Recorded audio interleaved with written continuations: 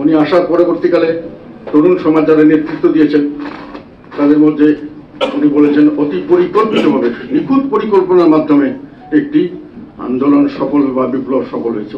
নিখুঁত পরিকল্পনার master mind একজনকে পরিচয় করে দিলেন। উনি তরুণ একজন, আমি ওনাকে ঠিক চিনি নাই, ওনার রাজনৈতিক পরিচয় আমি জানতাম না।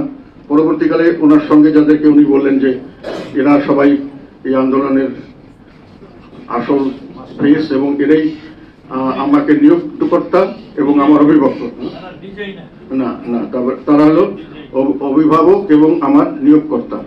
করার পরে তাদেরকে সর্বময় কর্তৃত্ব দিয়ে দিলেন মোটামুটি। এখন ওনারা তরুণ মানুষ, ওনাদের রাজনীতি সম্পর্কে আমার কোনো পরিষ্কার ধারণা ছিল না। তবে তৎকালীন সময় অনেকেই দেখলাম যে তারা অনেকেই বিএনপি আওয়ামী লীগ থেকে এসছেন বা অনেকে অন্যখান থেকে কোথা থেকে আসতে পারেন, কিন্তু তারা যখন ঐক্যবদ্ধভাবে কাজ করছেন তাদের কথাবার্তায় আমার মনে হলো তারা কিছুটা হলো ইসলামী ভাবাপন্ন বা শিবির এই ধরনের একটা মানসিকতার মানুষ বলে আমার ধারণা হলো। যাই হোক, ওনারা এসে যে জিনিসটি করলেন এটাকে সহজ ভাষায় বলতে গেলে আমার কাছে যেটা মনে হয়েছে সেটা হলো, আমরা ছোটবেলায় অনেক সময় গল্প শুনতাম গ্রামে যে এই তোমাদের গ্রামে ভালো লোক কে? বলে আমরা ভালো লোক। বলে আর কে ভালো? আর মামুরা ভালো লোক। আর কে ভালো? আর কেউ ভালো লোক নাই।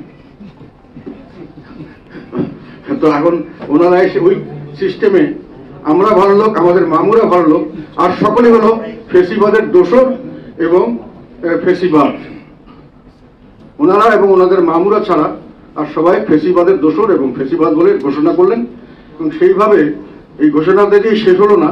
এই ফেসিবাদের দোসরের মধ্যে এখন দেখলাম যে সমস্ত সরকারি কর্মকর্তা কর্মচিহ্ন পড়ে গেল। পুলিশ, আমাদের সরকারি নির্বাহী মানে ডিসি, এসপি, ডিসি, ইউনো বা কমিশনার ইত্যাদি, তারপরে জাজরা পড়ে গেল অনেকে।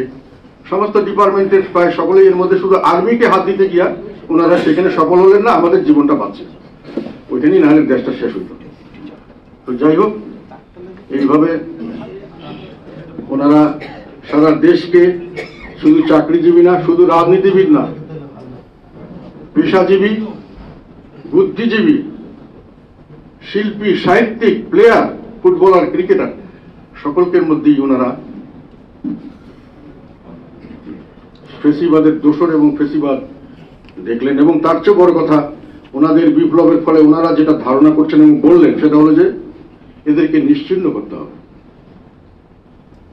নিশ্চিহ্ন করার জন্য ফাঁসি, বিভিন্ন ধরনের মামলা দেওয়া হলো বিভিন্ন ধরনের, এবং সেই মামলার জন্য ফাঁসির রায় দেওয়া হবে। কিছু লোককে শেষ করে দেওয়া হবে, কিছু লোক জেলখানায় থাকবে, বাকি লোক কি হবে? বাকি লোকের ব্যাপারে আমার ধারণা হলো যে তাদেরকে মানে আপনারা ঘরে বসে থাকলেই আমরা ভোট পেয়েছি মনে করবো, আপনারা ঘরেই থাকবেন, এই ধরনের একটা করে একটা নির্বাচনের বন্দোবস্ত করা হচ্ছে বলে আমার কাছে মনে হলো। এখন এটাতে সমস্যা হলো যে এই ধরনের নির্বাচন দেশে এবং বিদেশে গ্রহণযোগ্য নির্বাচন হবে না। বর্তমান সরকারের যে একটা সমস্যা, এটাকে আমরা বৈধও বলতে পারছি না, এটাকে অবৈধও বলতে পারছি না। এটা মাঝামাঝি একটি বিশেষ ধরনের সরকার। এর ফলে এর সঙ্গে কেউ লং টার্ম কোনো এগ্রিমেন্ট করতে চান না, কোনো ইনভেস্টমেন্ট করতে চান না। একটা হলো বৈধতার ব্যাপার, আর একটা হলো আইন শৃঙ্খলার ব্যাপার।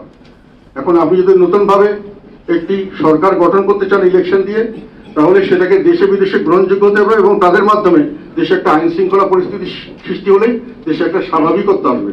স্বাভাবিকত্ব আসলেই লং টার্ম মানুষে ইনভেস্ট করবে এবং লং টার্ম আপনার সঙ্গে কন্ট্যাক্ট করবে, ইনভেস্টমেন্ট করবে, যেটা আমাদের দেশের জন্য অত্যন্ত জরুরি এই মুহূর্তে।